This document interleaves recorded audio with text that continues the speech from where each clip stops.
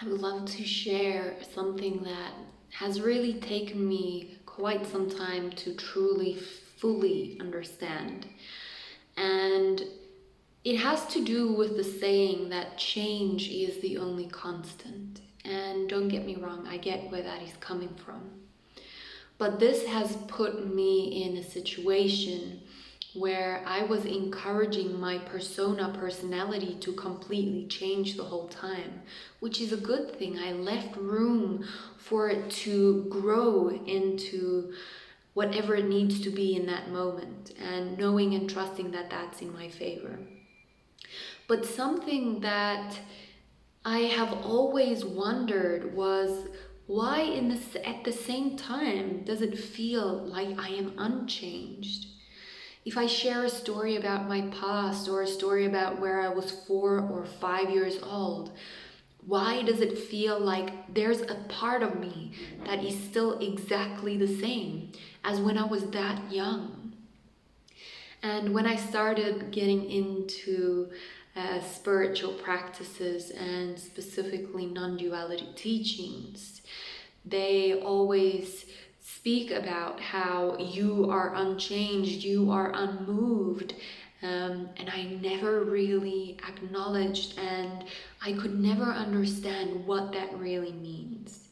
So I'm going to try to, in a really simplistic way, explain it to you. Maybe that shines some kind of light in this transmission, if you maybe had this question too.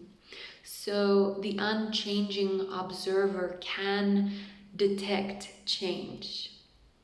So consciousness, the way that I use it, that conscious existence, always observing, giving rise to that phenomena which appears and which disappears, that stays unchanged. It is already perfected, self-perfected, self-manifested, whole and empty, all at the same time. A metaphor that I would like to use here. I have two. So one I was given to by a beautiful soul on YouTube while watching his teachings, and I also have my own. So the first one was an example that he used, and he used the example of watching a car at 60 kilometers an hour, for example. It really depends. If you are standing still, then you can see that car appear and disappear, right? It moves past you. You detect the change of the car moving past you. But imagine that you are also moving at a 60 kilometer per hour rate, which means that you are not going to be able to detect the change. So it will look as if that other car is standing still. So if you are also moving, it becomes impossible to detect change. Thus, you are an untouched and unchanged observer, passenger consciousness, if you have heard that. And my own example of this is, if we go to the movies, the consciousness can be the representation of the screen. The movie is life happening through you, okay, or it's projected onto you. So it is based on the conscious existence, the screen that is there for the movie to be reflected, enjoyed, and experienced. So imagine if that screen was constantly moving around in the room, constantly changing color, changing shape. Would you be able to witness the movie appearing on that screen less distorted or undistorted? Or would it become impossible to witness the movie on the screen? So then the next question comes to mind.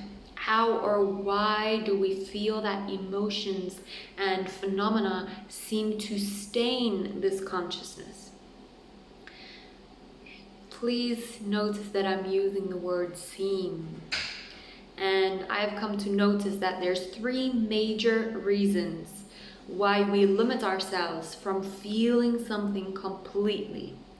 These three reasons. Number one is we have come to believe that when we allow this feeling completely, it will never leave.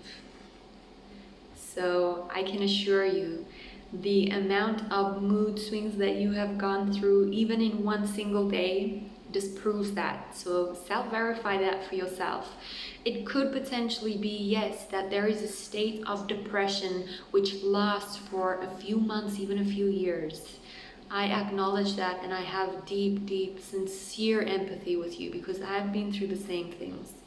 And that for me was the reason why I was clinging on to not allowing emotions to fully come in flourishing, okay?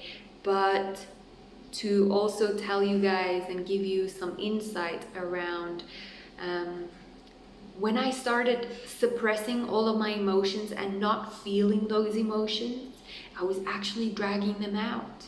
I was suppressing them, and it downloaded and channeled into certain areas of my body, causing a stuck feeling, even in some parts of my body. So that's the first reason. We think that that will never leave. And that is from the perception of the unchanged conscious existence that we are perceiving. So there's a beautiful opportunity there. Number two, we think it's going to stain or taint this conscious existence, observing that emotion, feeling, or just whatever experience phenomena shows itself to be alive in the present moment. This is also not true. That is a false belief. It is a limiting belief. That is coming from the mind space, because the mind space gets changed, right? Different programs are channeled, downloaded. We can rewire the mind. So that adaptability for the mind's ability to adapt, to better serve, to witness, and to direct, and whatever other beautiful things the mind came here to show us and for us to experience through the mind. It gets altered, yes. So that is from the mind that we make up that belief that we are tainted or changed when we allow an experience or a feeling fully. Maybe it's an uncomfortable one. Then number three, we are really, really scared, and unconsciously most of the time, that when we do allow this feeling, this sensation, this discomfort fully, we are scared it's gonna break us. That also comes from mind and ego. It is these things that crack us open and giving us the possibility and opportunity to move more towards our essence, this conscious existence, observing. So I hope this helped you guys to notice that there is an unchanged, ever-present, empty, but also giving rise to everything that appears. It is okay to feel. We came here to feel everything, not just the good, not just the bad. If you experience something and you label or judge it as bad, see that as the opportunity to break free of that limiting belief that you get something like good or bad. That is simply a concept. That is an opinion of the mind. You are that which observes that opinion of your mind. So if you get yourself in a situation again which feels really uncomfortable and you want to constrict and curl up and not allow that in, I hope this has planted a seed of your intrinsic self, if I can call it this. There are so many words of this. Is untouched, it's unchanged. It is born into the deepest core of this delivery address for this conscious existence, and it is unchanged. It notices all the changes, because these changes creates an extraordinary, absolutely fucking beautiful story. Enjoy this beautiful story. Stop identifying with the story, and you'll notice that it's much easier to start fully being immersed in the story and loving everything. Thank you.